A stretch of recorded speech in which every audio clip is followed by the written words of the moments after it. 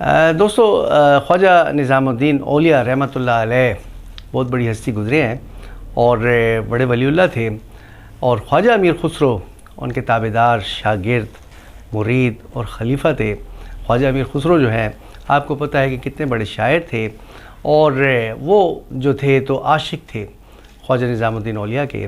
جناب ایک دن صبح سویرے early in the morning Ganga Jamuna کے کنارے پہ دونوں جا رہے تھے، واک کر رہے تھے، اور خواجہ نظام الدین اولیاء رحمۃ اللہ علیہ نے کہا، خسرو یہ دیکھو ہندو یا دوسرے مذاہب سے تعلق رکھنے والے لوگ جو ہیں وہ بھی جو ہے تو اپنی عبادت کر رہے ہیں ارلی ان دا مارننگ۔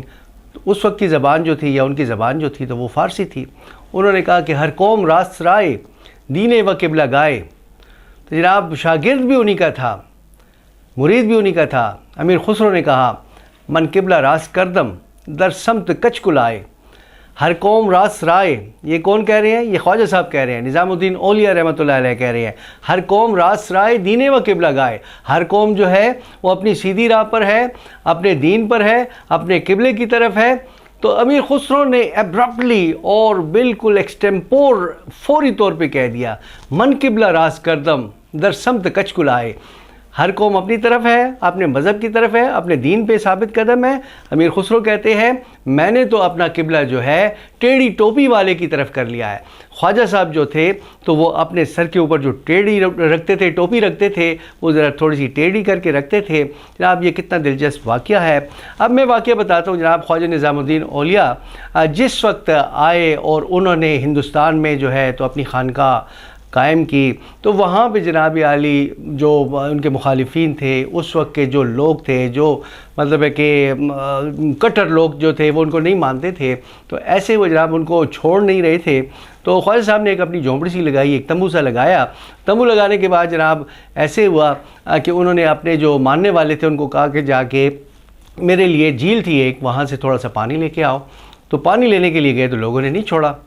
ایسے وہ جناب عالی کہ خواجہ صاحب نے کہا کہ بھئی ہم آپ سے نہیں مانگتے ہیں۔ اس آپ نے جو مرید کو کہا کہ بس تم اس کو کہو کہ یہ تھوڑا سا لوٹا ڈالتے ہیں، ذرا سا پانی ہمیں دے دو۔ جو ہی جناب عالی انہوں نے لوٹا ڈالا تو وہ سارے کا سارا جھیل کا پانی جو ہے اس لوٹے کے اندر آ گیا، ساری جھیل خشک ہو گئی، پانی غائب۔ اب مزے کرو۔ وہ بندہ جناب جب واپس آیا تو ہندو اس وقت جو تھے وہ کچھ ان میں جو تھے آنکھوں والے تھے، وہ سمجھ گئے، آئے خواجہ صاحب کی منت سماجت کی، اور پھر کیا ہوا جناب، وہ پھر انہوں نے دعا کی، وہ جھیل جو ہے تو پھر جو ہے اس میں پانی آ گیا۔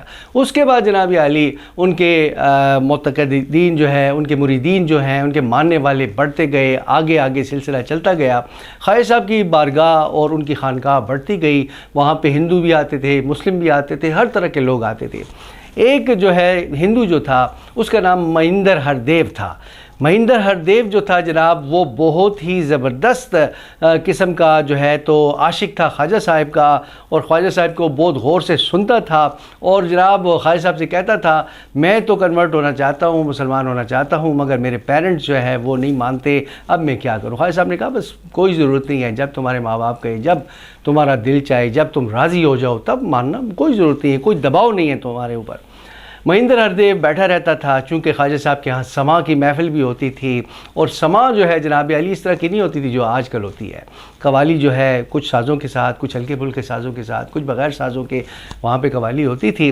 تو ایسے وہ جناب علی مہندر ہردیو جو ہے تو وہ سن رہا تھا، اور ایک دم اس نے چھلانگ لگائی، جا کے خواجہ صاحب کے پاؤں پکڑ لیے، اس نے حال کھیلے، اور اس کے ساتھ ہی وہ مسلمان ہو گیا۔ اس موقع پر امیر خسرو نے جو گانا لکھا، جو نظم لکھی یا جو شاعری لکھی، وہ آج آپ اور میں آج تک سنتے ہیں۔ چھاپ تلک سب چھین لی رے مو سے نینا ملائی کے، نائی اختر نے بھی یہ گایا ہے، بہت سارے لوگوں نے یہ گایا ہے۔ آپ نے دیکھا جناب علی کہ کس طرح سے یہ جو ہے مطلب اللہ والے جو ہیں اپنی طرف کھینچتے ہیں۔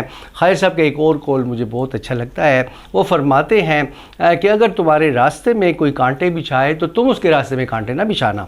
وجہ اس کی یہ ہے کہ اگر تم نے بھی اس کی راستے میں جو ہے تو کانٹے بچھا دیے تو سارے کا سارا جگ جو ہے وہ کانٹے کانٹے کانٹے ہو جائے گا۔ تو اس لیے کیا کرنا چاہیے، اگر آپ کے ساتھ کوئی زیادتی کرے، کوئی گڑبڑ کرے تو آپ اس کے ساتھ نہ کریں۔ یہ بزرگوں کا قول ہے، اور اس میں وزڈم ہے، حکمت ہے، اور یہ دیکھنے میں آیا ہے جس کسی نے بھی برداشت کی ہے اللہ تعالیٰ نے اس کے نصیب سنوار دیے۔